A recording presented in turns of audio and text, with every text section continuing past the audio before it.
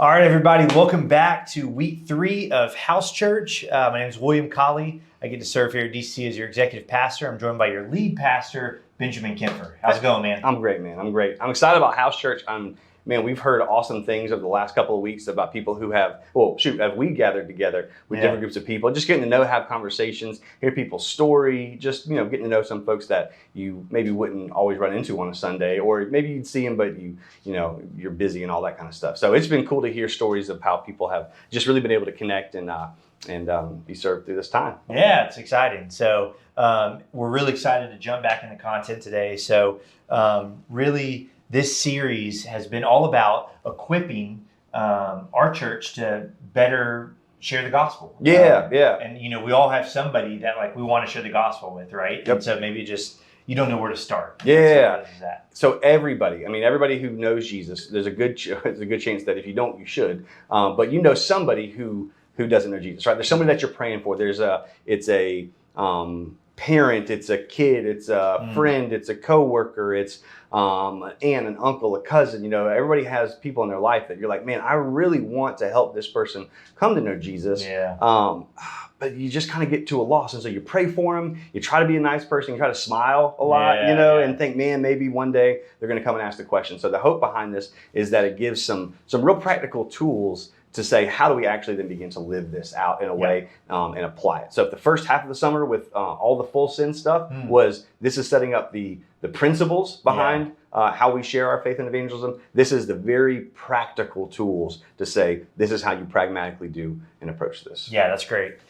So the first 2 weeks, they've been great. So week 1, we really learned about who is God and learning how to articulate the gospel and put it into our own words. And then last week, really diving into our story and overlaying our story with the gospel and how we can kind of share our testimony, which I think are both critical and very important, but I'm really excited about today as we kind of get into some nuts and bolts of what evangelism looks like. Yeah, so if the whole summer was kind of setting up for House Church, the first 2 weeks of House Church, we're setting up for the next couple of weeks of House Church. Just keep climbing the mountain. Hey, man. let's go. But the hope is that this today and kind of the rest of the time that we have together in House Church, it's going to be a very, very helpful, highly practical, pragmatic thing that starts to meet the individual.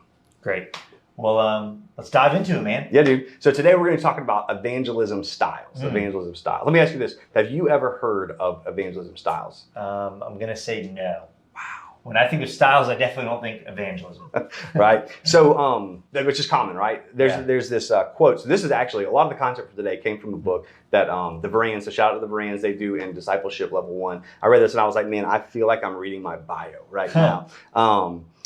What's interesting about it is it started to break into different segments how we view evangelism. But it said this quote to kind of lead into the idea, which I thought was so helpful. Yeah. It says this. So this is Richard Peace. So the book actually is referencing a guy named Richard Peace who wrote a book called Conversion in the New Testament, where he just kind of did a big survey. How do people biblically in the New Testament come to know Jesus? And this is what he said. How we conceive of conversion determines how we do evangelism. In other words, everyone has a mental picture of what they picture someone coming to know Jesus looks like. Yeah. And so how we conceptualize that creates the actions that we take towards it. But here's what I would add to that, and here's what I think is interesting.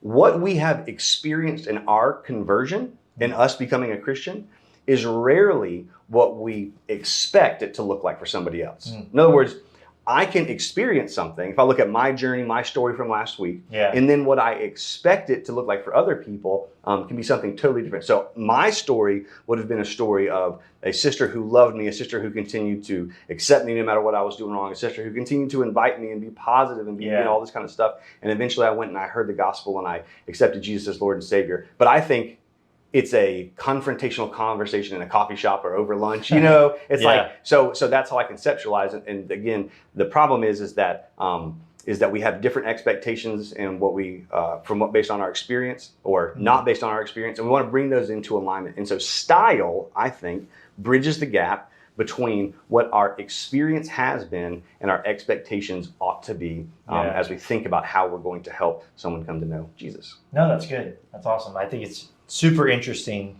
that we don't think of evangelism as style. Yeah. Right? When I think of style, I'm thinking about sports, clothing, music, things like that. But I don't really think how you share your faith is a style. Yep. And so, And I would say even that within those subcategories, there's styles, right? There's different sure. styles of golf swings. There's different styles of physical football play, of speed, of all that kind of stuff. With the goal is to win the game, right? And so this just kind of takes some slivers of different styles and some compartments of that.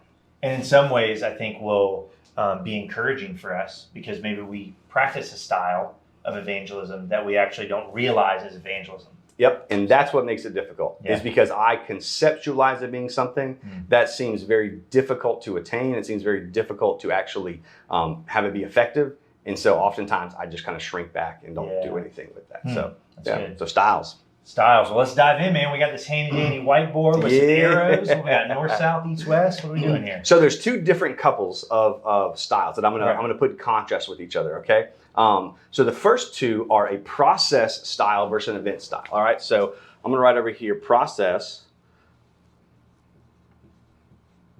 and I'm gonna write over here an event. Beautiful handwriting. I often say I have the penmanship of a remedial third grader. So thanks for participating in class today. So I'll go first to an event. So an event is what we often think of. That's the person who it's a quick, almost under a specific time frame that there's an outpouring of grace, of love, of presentation oftentimes of the gospel where someone almost like a light switch moment comes to know and believe in Jesus, right? And so the idea behind this is that it creates a super dynamic force of the gospel's power. On the other side of that, or let me say this, that's like Paul.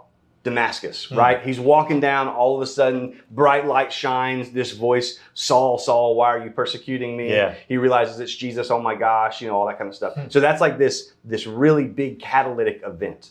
That could be over a coffee shop, that could be over lunch, that could be at a cubicle, that could be at a church service, that could be at a Billy Graham crusade, but it's more event-based, lots of stuff poured out over a quick period of time. So that's the event. Process on the other side of that, which is important, process is more of a gradual, incremental process that people engage in, that they arrive at the identity of Jesus and the implications for discipleship, basically after a lengthy process of discovery. So this is the person who they had some hangups, they had some issues, and it wasn't a instant thing.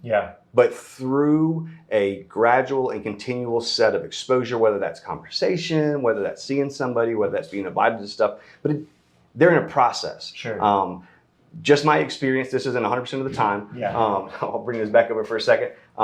Events, younger people are oftentimes very influenced by events. This isn't 100% of the time again. Younger is an event, it's a light switch that turns on. Process is oftentimes older folks.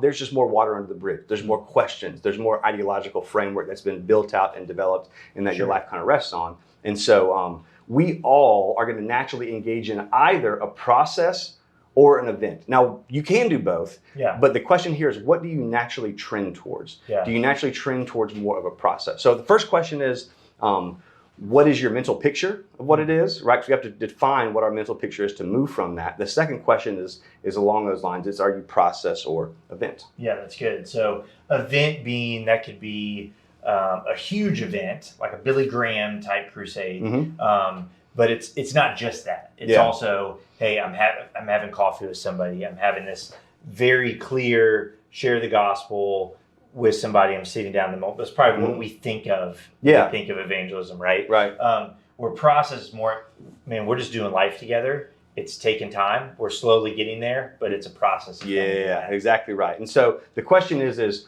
if you were to juxtapose these two together, which we are, which one do you normally fall into? Which one's the easiest for you? So that's number one. The second contrast that we would create is this. It's proclamation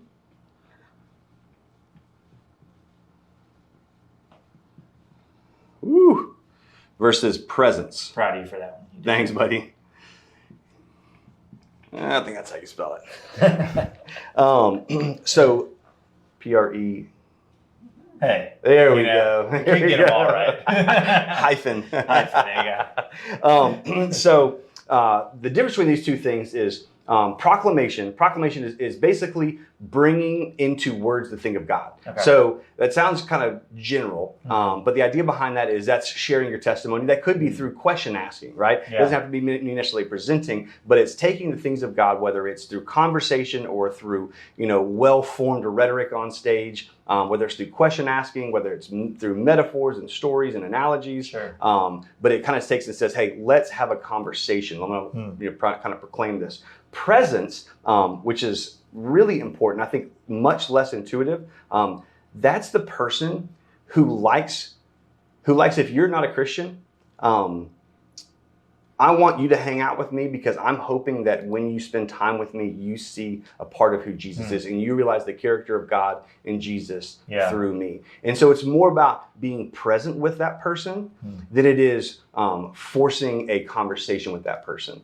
And so we, again, generally trend towards one of these two. Either, we love to have conversations and talk about it and proclaim it or ask questions about it, or this is kind of the Mother Teresa almost of, man, you like to be present, to be the visible hands and feet of Jesus to this person and have a presence in their life. And over time, they experience Christ through you.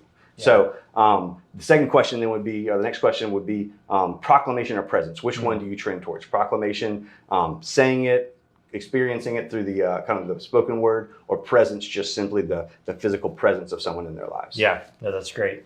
So what we're going to do right now is we're actually going to take a couple minutes at your house church, or join us online, or at your home or whatever. We would love for you to go to downtowncommunitychurch.com. We have a PDF of these questions, of this diagram that kind of hopefully help you out. But we want you to take a couple minutes to kind of write down, answer these three questions. So number one is, what is your mental picture of conversion? Number two, what was your experience and how does it compare to your expectation? What was your experience of your conversion? And number three is, on this diagram, are you process or event? And are you proclamation or presence? So we want you to just take a couple minutes, kind of, pray and kind of work through those things. We'll come back in a couple minutes.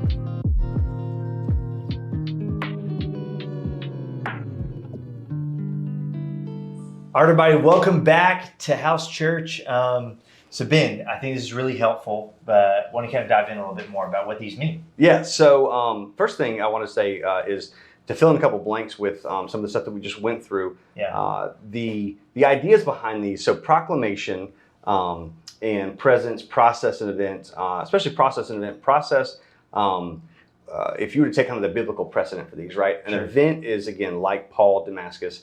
Process is more of the walk to Emmaus that the people, the disciples were on. Jesus just died, and they're trying to figure out, man, what happened? He begins with the Old Testament, unpacking it all. Over a period of time, he begins to, kind of show them, I'm actually Jesus, right? But it was kind of an incremental exposure towards it. Proclamation is what you would think of in terms of just like Billy Graham, evangelist. Presence is what you would think of in terms of like Mother Teresa for evangelism. So it kind of helps you to get like a little bit of a framework for how those things look. But I think what's really helpful is what's next is that what these things create for us. Okay. So if you think about it, looking at these, so a process person, someone who's, let's say your answer is process and presence, right? And so you love the process of helping someone come to know Jesus, but you also you're not much of a let me push this type of thing. You're like, I like to be present in people's lives, right? Yeah. So what you're actually going to be is what we would call an investor. Yeah. This is very much me, by the way. Yes. Process and presence. Yes. So this defines you. So I'd say a couple things for you. How I would define investor is an investor is someone who walks with people through the entire process of conversion from beginning through conversion and beyond. They help to expose people to Jesus through who they are. They demonstrate faithfulness to that person, sacrificial love. So they that's kind of the hallmarks of who this person is. Yeah. And so if you are a process person and a presence person, you love to invest in people. You love to invest in relationships. And hopefully by loving, serving, adding value, that person becomes aware of who Jesus is. Yeah. The next one, if you are a presence, so you love having presence in people's lives, but you're also kind of an event person, right? You love that thing. You are what we would call a great inviter. So let me tell you what I love about inviters. Well, inviters basically, they compel other people to accompany them into strategic environments, presentations where they're going to hear about the gospel. They'll oftentimes they'll know the person and they'll kind of triangulate what that person needs in the environment that they invited to. So they know that you're this type of person, so I'm going to invite you to this community group, right? That's good. Maybe it's the person who, they've experienced a lot of church hurt and they don't need to go to a big service. They need to go to a community group first. They need a place to belong before they have a place that they believe, right? And some people, they're going to be able to triangulate that and say, man, this person needs to hear a great presentation of the gospel. Yeah. And so they're great at inviting. I think you do a good job of investing, and I think you also are a really gifted inviter. You invite people over to your house and things like that. So this isn't always, the event isn't always like this church thing, right? It's just a place where you know that the gospel is going to be present or the people of God are. And so it might be an invitation to Project Tallahassee or something along those lines, an invitation to serve.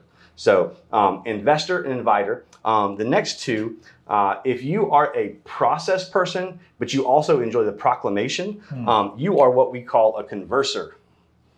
In other words, you love to have conversations. So this, in my natural state, I'm going to underline it because that's me. Oh, who wouldn't underline their thing, right? Now I feel narcissistic, so I'm going to erase that. So the preacher likes talking? That's weird. Weird, dude. So The converser is the person who they expose people gradually to the gospel in a way that allows them to process and internalize and kind of reach their own conclusions. So for me, this is where I love to be, because I love to ask questions. I love to have conversations. I love to find out, man, before I want to present the gospel to you, or even the facets of the gospel to you, I want to know about what's going on in your life, what's happening. So I love the process of getting to know somebody, of finding out what they think, what they believe. Oftentimes, honestly, it's helpful for me to just hear and to learn what people who don't think like me, believe like me, do think and believe. But so that would be a conversion. So it's kind of through conversation over a period of time, a process, they become that. And the other person is the convincer. So if you're a proclamation convincer, yeah, that's how you spell it. Sweet. Good job. Thanks, buddy. Spelling is not my strength. But give me some numbers. Anyway, so a convincer is the person that, man, they have confidence that the gospel has the power to change people's lives, right? They're the person who they can look at you, have a conversation. They're very compelling and very convincing about the gospel. They're sensitive to the contingencies of the people's lives. And the thing that I would say is as a caveat, when we think about a convincer, what we often think about is the person who is on the street corner screaming. Right? We think about the person who's just debating, and everybody's like, man, I do not want to be that person. A convincer is more so the person who is, they're helping to understand what are your roadblocks to faith and how can I move those out of the way, right? And so it's less of, let me force this, let me force this, let me force this. It's, what are the stigmas around Christianity? What's the version of Jesus that you've been handed that creates an aversion to Christianity? And maybe if I can help to clarify what some of those versions and aversions are, I can help to convince you to become. So when we think about this person, we think about the street corner preacher. That is a very, very, very extreme version of that. And so, a subset of this type of person. Exactly. And by the way, all of these have their strengths and all of these have their weaknesses. The investor, they're great at investing. The problem is they can invest to the point where they fail to present the gospel. The convincer is great at convincing. The problem is they can fail to have empathy with where the person is and what they actually need to hear. The converser can admire the complexity and the intricacy of the individual in the conversation to the point where they never actually present an opportunity to do that. The inviter can, similar to the investor, they can invite people to a place, but never actually have a meaningful conversation themselves. And so everyone has a pro, everything has a weakness. And if you're actually going to take a deep dive into this, what I think is interesting is whatever your diagonal is, oftentimes you can think critically of. So the investor is going to look at the convincer and think this person is arrogant, right? The convincer is going to look at the investor and think this person is a coward. But the important thing is to know each has their strength, each has their weakness, each one are ones that we can leverage our personality and our God-gifted wiring to do that. And the last thing I'll say is this. Part of this is to know what you are and what I am, so I can know how to leverage that more naturally. This also gives us a good framework to say, with the person I'm ministering to, what would be best for them, right? It's not just like, here's what I do, but you're talking to somebody who is very brash and is very blunt with how they talk and work and do things. They're probably going to be a convincer style, right? So you can kind of modify some of your approach to understand the person that you're talking to and ministering to better. That's really good. I think a couple things. I think one is, because we naturally kind of fall into one of these, it doesn't mean we don't need to work on our gospel presentation. Right? Like you said, that we all have a weakness. And so there still is that element of us having to push forward, kind of push that past that awkward stage a little bit. And then the other thing is just, I think about the body of Christ, right? We need all of these people. We need all of these types of people to really form a healthy church body. And so I'll say this, kind of casting some vision for what I hope happens with this. One is you're in a second going to discuss some questions in your groups about kind of where you fall in line, what's the potential downfall, and what's one thing that you can do this week. My hope in this, though, is that it broadens our idea of evangelism. There was a book that was written called Switch, and it's about how to change when change is difficult. And it was a bunch of case studies of a bunch of different things. And one of the things that they studied, or one of the groups that they studied, is hotel maids. And they asked them, do you exercise? And for all the ones that said no, they said, okay, great.